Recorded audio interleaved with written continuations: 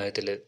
So డెఫినెట్గా ఇది మన ఊహకు అందని విధంగా ఉంటుంది.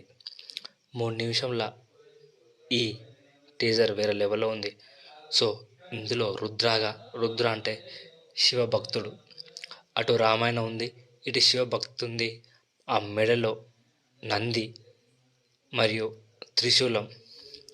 సో ఇలా అన్ని ఇతిహాసాలు మైథాలజీ టచ్ అయి ఉన్నాయి.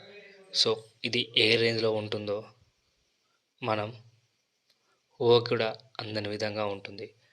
డెఫినెట్గా అదే రాజమౌళి స్టాంప్. ఈ సినిమా రిలీజ్ అయ్యేలోపు డెఫినెట్గా చాలామంది థింక్ చేస్తూనే ఉంటారు, కానీ ఆ స్టోరీ బయటకు ఎప్పటికీ రాదు. కామెంట్ చేయండి. వారణాసి.